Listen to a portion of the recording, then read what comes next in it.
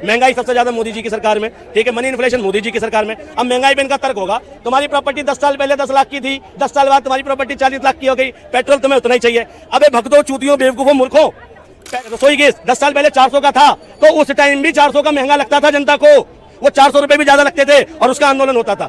आज 800 का है, उस हिसाब से जब 400 का था तब जनता 200 रुपए डिजर्व करती थी रसोई गैस, और आज 800 का है, आज 1000 का, तो आज जनता 300 रुपए 400 रुपए डिजर्व करती है, लेकिन तुम 1000 रुपए लेते। ये पूछना चाहता हूं मैं कि भाई Lucknow road, Lucknow Agra express way road किसकी सरकार में बना, यमुना एक्सप्रेस वे किसकी सरकार में बना, Delhi inner ring road, outer ring road किसकी सरकार में। इंडिया में भैया 70 करोड़ लोग गरीबी रेखा के नीचे हैं। आज भी इंडिया में मोदी जी 80 करोड़ लोगों को राशन दे रहे हैं। दावा ये था कि डेवलप्ड इंडिया बनाएंगे और 2024 तक बनाएंगे, 24 भी नहीं 22 तक का वादा किया था, ठीक है, 24 का तो इलेक्शन था, 22 तक का वादा किया था।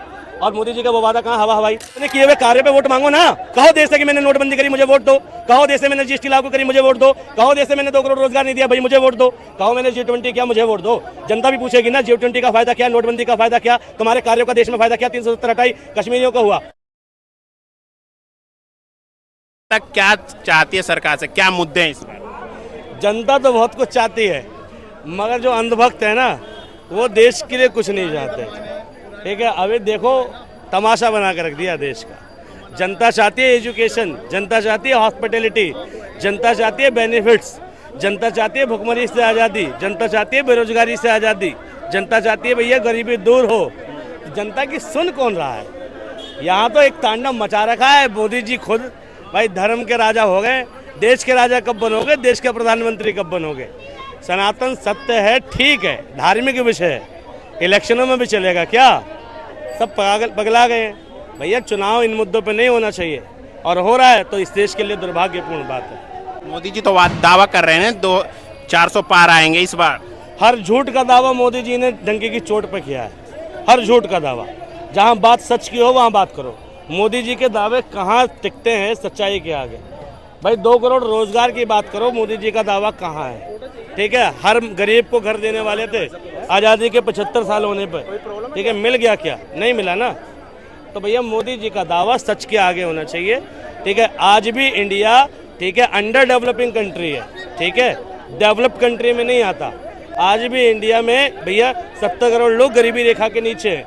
आज भी इंडिया में मोदी जी 80 करोड़ लोगों को राशन दे रहे हैं। दावा ये था कि डेवलप्ड इंडिया बनाएंगे और 2024 तक बनाएंगे, 24 भी नहीं 22 तक का वादा किया था, ठीक है, 24 का तो इलेक्शन था, 22 तक का वादा किया था। और मोदी जी का वो वादा कहाँ, हवा हवाई, ठीक है। अभी अगर मोदी जी को वोट सिर्फ मंदिर और मस्जिदों पे मांगना पड़ रहा है, मस्जिदों पे तो नहीं, मंदिर पे मांगना पड़ रहा है। अगर उन्हें राम भगवान बार बार याद दिलाने पड़ रहे हैं, उन्हें सनातन बार बार याद करना पड़ रहा है, तो भाई उन्होंने काम नहीं किया, सीधी सी बात है। अपने किए हुए कार्य पे वोट मांगो ना, कहो देश से कि मैंने नोटबंदी करी, मुझे वोट दो, कहो देश से मैंने जीएसटी लागू करी, मुझे वोट दो, कहो देश से मैंने 2 करोड़ रोजगार नहीं दिया, भाई मुझे वोट दो, कहो मैंने G20 किया, मुझे वोट दो। जनता भी पूछेगी ना G20 का फायदा क्या, नोटबंदी का फायदा क्या, तुम्हारे कार्यों का देश में फायदा क्या, 370 हटाई कश्मीरियों का हुआ। लद्दाख में बैठा हुआ भैया एक आदमी, उसके आंदोलन का कवरेज तक नहीं मिल रहा, ठीक है। तुम्हारी करी हुई चीज़ों का फायदा जहाँ के लिए तुम कर रहे हो वहाँ के लोगों को फायदा नहीं है। 370 का फायदा लद्दाख के लोगों को होना चाहिए, लद्दाख के लोग उसके खिलाफ खड़े हैं, ठीक है। एक हमारी आर्मी थी, कौन सी आर्मी है लद्दाख की, जो चाइना की तरफ से लड़ने को तैयार है अग्निवीर योजना के खिलाफ। तुमने इतनी योजना बनाई, देश के लिए बनाई, देश के लोग तुम्हारे साथ क्यों नहीं खड़े उन योजनाओं को लेके? और तुम्हारी औकात क्यों नहीं उन योजनाओं को लेकर प्रचार करने की, बताओ मुझे। तो भैया यही होगा, मोदी जी अपने करे हुए कामों पे तो वोट नहीं मांग सकते, धर्म ही खेलना पड़ेगा उन्हें, क्योंकि कार्य तो किया नहीं उन्होंने। मोदी जी तो वादा कर रहे हैं डेवलप कर चुके, विकसित कर चुके, 2047 तक और विकसित भी करना है। शुक्रिया। मोदी जी भैया दावा कर रहे हैं ना, वादे का अपोजिट होता है दावा। वादे में फेल हो गए, दावे में भी फेल हो जाएंगे। वादे में फेल हो चुके, दावे में भी फेल हो जाएंगे। मोदी जी इस देश में किसी के भले के लिए काम कर ही नहीं रहे, भले के उल्टे के लिए काम कर रहे हैं। भले का उल्टा होता है लाभ, किसी का भला करो या लाभ कमा लो।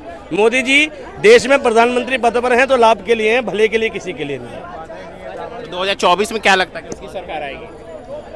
भाई जिस हिसाब से चुनाव आयोग पर सवाल हैं, जिस हिसाब से ईवीएम पर सवाल हैं, अगर डेमोक्रेटिक सिस्टम के तहत पूछ रहे हो तो मोदी जी की सरकार किसी हालत में नहीं है।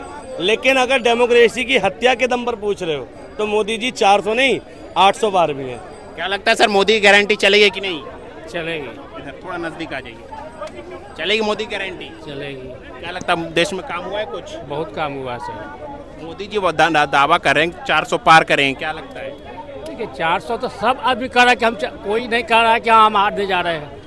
किसी भी पार्टी से पूछिए, हर पार्टी का दावा यही होता है कि हम इतने से जीत रहे हैं। ये तो पता चलेगा 4 जून को कि जनता किसको सपोर्ट किया, किसके काम से जनता खुश हुई, ठीक है ना। तो जहाँ तक अब लोकतंत्र है, इसमें हर आदमी का अपना अपना ये है, विचार है, अपना अपना अधिकार है, जिसको जहाँ इच्छा करेगा वही देगा। हमसे व्यक्तिगत पूछते हैं तो हमको मोदी जी का काज बहुत अच्छा लगा है, हम तो वोट उन्हीं को देंगे। क्या क्या काम अच्छे हुए? जैसे इंफ्रास्ट्रक्चर का विकास, सीमाओं के अधीन जो हुआ था, जो जितना विकास अभी हुआ है ये नहीं हुआ था पहले, ठीक है। सुरक्षा का 2014 का पहले देखिए कितनी बमबाजी होती थी, हर जगह बम फूटते थे। 2014 के बाद देखिए कहाँ पर बम फूट रही है, ठीक है। जहाँ पर पत्थरबाजी होती थी वहाँ पत्थरबाजी भी रुकी। तो विकास भी हुआ है, इंफ्रास्ट्रक्चर का विकास है, रोड का भी विकास हुआ है। अभी पहले जो था, आप गूगल मैप करके देख लीजिए, जहाँ 27-28 किलोमीटर बनता था 37-38 किलोमीटर बन रहा है। तो विकास तो ही रहा। देखिए सर, इतना विकास हुआ, क्या बोलेंगे? जिसे ये विकास बोल रहे हैं, जिन्हें ये विकास बोल रहे हैं, दरअसल वो विकास नहीं है, ठीक है। मैं कह रहा हूँ इतनी सड़कें बनी, इतना ज़्यादा इंफ्रास्ट्रक्चर डेवलप हुआ, फिर भी इंडिया डेवलप कंट्री में नहीं आया, ठीक है। इनसे ये पूछना चाहता हूँ मैं कि भाई Lucknow road, Lucknow Agra express way road किसकी सरकार में बना? यमुना एक्सप्रेस वे किसकी सरकार में बना? Delhi inner ring road, outer ring road किसकी सरकार में बना? ठीक है। हिंडन एलिवेटेड रोड किसकी सरकार में बना? ठीक है। पूरे देश में, ठीक है, 93,000 किलोमीटर, 93,000 किलोमीटर की जो सड़क थी, ठीक है, वो किसकी सरकार में बना? ठीक है। अगर रोड नहीं बन रहे थे, रोड को बनाने और उसको काउंट करने का पैमाना बदल दिया। डेवलपमेंट की रफ्तार तो लगभग वही है। और उसके बाद जितना ज़्यादा टोल टैक्स इस सरकार में वसूला जा रहा है, इतना तो पिछली किसी सरकार में नहीं वसूला गया। अगर इतना टैक्स देके ही भैया रोड बनवाना तो किसी भी प्राइवेट कंपनी से बनवा लेते। पहले सड़कों का निर्माण करती थी लोक निर्माण विभाग, अब प्राइवेट कंपनी को है, ठीक है। और उसमें भी गौतम अडानी जैसी की कंपनियों को ज़्यादातर है, रिलायंस की कंपनियों को ज़्यादातर है प्रोजेक्ट। तो भैया चंदा लिया है, धंधा दे रहे थे उन्हें, तो भाई इसमें भी करप्शन है। और अगर करप्शन भाई 5 करोड़ की चीज़ को 50 करोड़ में करवाओगे तो स्पीड तो बढ़ेगी, जाहिर सी बात है। तो चंदे के थ्रू धंधा हुआ, उसकी स्पीड बढ़ गई। लेकिन मैं ये जानना चाहता हूँ, देश का जो बेसिक नागरिक है, मूलभूत नागरिक है, ठीक है, उसको बेसिक सुविधा मिली क्या? रोटी, कपड़ा, शिक्षा, स्वास्थ्य, रोजगार, ये बेसिक मुद्दे हैं। और अगर मैं गारंटी दे रहा हूँ, अगर ये इसकी बात करेंगे ना, तो ये उससे भी वंचित होंगे। अगर ये ग्रामीण क्षेत्र में होंगे या शहरी क्षेत्र में भी होंगे यूपी के, तो ये वंचित होंगे। दिल्ली सरकार ने मॉडल स्कूल बना के रिप्रेजेंट करके दिखा दिया कि दिल्ली के सरकारी स्कूल भी प्राइवेट की तर्ज पे बनाए जा सकते हैं। केंद्र सरकार ने एक भी स्कूल ऐसा बनाया क्या? मोदी जी ने एक भी स्कूल ऐसा बनाया क्या? दिल्ली का एक एम्स हॉस्पिटल पंडित जवाहरलाल नेहरू ने बना दिया, ठीक है। उसको देख के भैया 24 एम्स तुमने बना दिए। लेकिन दिल्ली के अंदर बाकी हॉस्पिटल भी थे, राम मनोहर लोहिया अस्पताल था, ठीक है, डॉक्टर हेडगेवार अस्पताल है, ठीक है, लाल बहादुर शास्त्री अस्पताल है, ठीक है, अटल बिहारी वाजपेयी संस्थान है, ठीक है। इतने संस्थान पहले से बने हुए हैं। सिर्फ एम्स ही चाहिए, वो भी 10 साल में 24 अस्पताल ही चाहिए इस देश को। देश में तो 2400 अस्पताल बन जाने चाहिए 10 साल में, लेकिन 24 अस्पताल का गुणगान करोगे। अरे एम्स एक बनाया या 7 बनाए थे पिछली सरकारों ने, लेकिन जिला लेवल पे, नगरीय लेवल पे तो हजारों अस्पताल बनाए। तुमने बनाए क्या हजारों अस्पताल? नहीं बनाए ना, तो तुम गुणगान क्यों कर रहे हो? इंफ्रास्ट्रक्चर डेवलपमेंट की बात करो, एजुकेशन पे टैक्स, महंगाई सबसे ज़्यादा मोदी जी की सरकार में, ठीक है, मनी इन्फ्लेशन मोदी जी की सरकार में। अब महंगाई पे इनका तर्क होगा, तुम्हारी प्रॉपर्टी 10 साल पहले 10 लाख की थी, 10 साल बाद तुम्हारी प्रॉपर्टी 40 लाख की हो गई, पेट्रोल तुम्हें उतना ही चाहिए। अबे भगदो, चूतियों, बेवकूफ़ों, मूर्खों, पेट्रोल अचल संपत्ति है, घर चल संपत्ति है। सॉरी, पेट्रोल चल संपत्ति है, घर अचल संपत्ति है, ठीक है भैया। घर अलग गुड्स है, कंजप्शन गुड्स अलग होता है, ठीक है। घर ड्यूरेबल गुड्स में आता है, पेट्रोल कंजप्शन गुड्स में आता है। रोज इस्तेमाल करने वाली चीजें सस्ती होनी चाहिए। अगर रसोई गैस 10 साल पहले 400 का था, तो उस टाइम भी 400 का महंगा लगता था जनता को, वो 400 रुपए भी ज्यादा लगते थे और उसका आंदोलन होता था। आज 800 का है, उस हिसाब से जब 400 का था तब जनता 200 रुपए डिजर्व करती थी रसोई गैस, और आज 800 का है, आज 1000 का है, तो आज जनता 300 रुपए 400 रुपए डिजर्व करती है। लेकिन तुम 1000 रुपए ले रहे हो। तुम्हें प्रॉपर्टी में, पेट्रोल में फर्क नहीं पता, ठीक है। तुम्हें केले, ये कहेंगे, अभी बात करके गए, फल, केले आज आएंगे 60 रुपए किलो दर्जन बिकेंगे, कल होंगे थोड़े खराब हो जाएंगे वो 50 रुपए दर्जन बिकेंगे, और अगले दिन खराब हो जाएंगे 40 रुपए दर्जन हो जाएंगे, और एक दिन वो खराब हो जाएंगे फ्री में भी नहीं लेगा कोई। वस्तु नासवान होती है, वो कंजप्शन गुड्स है, पेट्रोल भी कंजप्शन गुड्स है, और कंजप्शन के साथ साथ सब्स्टिट्यूशन गुड्स भी है। पेट्रोल डीजल सब्स्टिट्यूशन है, ठीक है, उसका सब्स्टिट्यूशन इलेक्ट्रिक आ रही है, इलेक्ट्रिक कारें आ रही है। तो जब गुड्स की वैरायटी अलग है, तुम कंपैरिजन घर से करोगे क्या? अरे प्रॉपर्टी तो फिक्स गुड्स है, फिक्स चीज़ है, वो तो जाहिर सी बात है बढ़ेगी। 2010 में जो गाड़ी ली थी वो आज 10 लाख की थी, आज वो 10 लाख की नहीं है भाई, उसकी कीमत घट गई, डेप्रिसिएशन हो गया।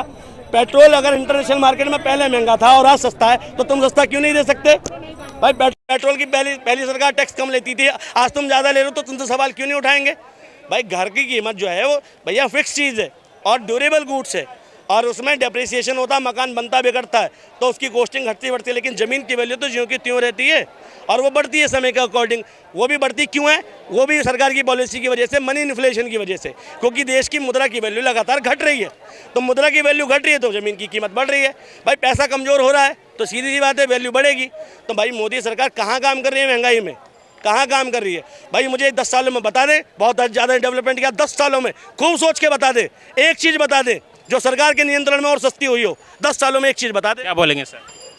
देखिए महंगाई ये रुकने वाली नहीं, जिस हिसाब से जनसंख्या बढ़ रही है उस हिसाब से हमारे उद्योग धंधा कोई भी चीज़ नहीं बढ़ती है, ठीक है। महंगाई रहेगी ही रहेगी। अब ये तो नहीं है कि जीरो फ्री कर दे और टैक्स अपने ऊपर सरकार लोड ले, ठीक है ना। तो पहला प्रधानमंत्री देखा, 10 साल का कार्यकाल बीत गया, एक प्रेस कॉन्फ्रेंस नहीं करी, पहला प्रधानमंत्री देखा। मीडिया मैनेज करने वाला पहला प्रधानमंत्री देखा। पहले प्रधानमंत्री से ऐसे सवाल देखे कि आप आम काट के खाते कि चूस के खाते हो। पहले प्रधानमंत्री से ऐसे सवाल देखे कि आप बंटवा रखते हो कि नहीं रखते, मोदी जी थकते हो कि नहीं थकते। पहला प्रधानमंत्री जो देखा, जो डंके की चोट पे कहता है कि अगली बार भी मैं बनूंगा प्रधानमंत्री, ठीक है, और फिर कहता है जी लोकतंत्र को कोई खतरा नहीं है, कोई ईवीएम की सेटिंग नहीं है। चुनाव आयोग पर पहली बार सवाल उठे 10 साल में, पहली बार भैया चंडीगढ़ जैसा कांड हुआ मेयर इलेक्शन में, ठीक है। तो 10 साल में जो उपलब्धियां मोदी जी की हैं, 10 साल में तो ऐसा कभी नहीं हुआ। मोदी जी ने यकीनन 10 साल में वो शासन दिया है कि अगले 100 वर्षों तक याद किया जाएगा कि एक ऐसा धूर्त प्रधानमंत्री भी देश को मिला था कि जिसने पराकाष्ठा क्रॉस कर दी थी, ठीक है, डेमोक्रेसी की सीमा और हदें लांघ दी थी। लोग तो ये भी कह रहे हैं जब से मोदी जी आए हैं देश को कोई नहीं जानता था, 70 साल में कोई नहीं जानता था, 10 सालों में विश्व में डंका बज रहा जब से मोदी जी आए हैं। मेरी नज़र में वो लोग पहले देशद्रोही हैं। देखो हर बेस में भाई देशद्रोही अलग अलग बेस में है। ये जो अंधभक्त है ना, ये अंधभक्त नहीं है, मेरी नज़र में देशद्रोही हैं, क्योंकि ये 2014 से पहले के भारत को नकार रहे हैं, यानी 1947 के बाद के भारत को नकार रहे हैं। और उनको नकारने का मतलब ये है कि देश के शहीदों को नकार रहे हैं। उनको नकारने का मतलब है कि पंडित जवाहरलाल नेहरू को नकार रहे हैं। उनको नकारने का मतलब है लाल बहादुर शास्त्री को नकार रहे हैं। देश के इतने वीर सपूत, इतने बलिदान हुए, उन बलिदानों को नकार रहे हैं। मोदी भक्ति में तुम देश का विरोध कर रहे हो, पहले देशद्रोही हैं मोदी भक्त जो है।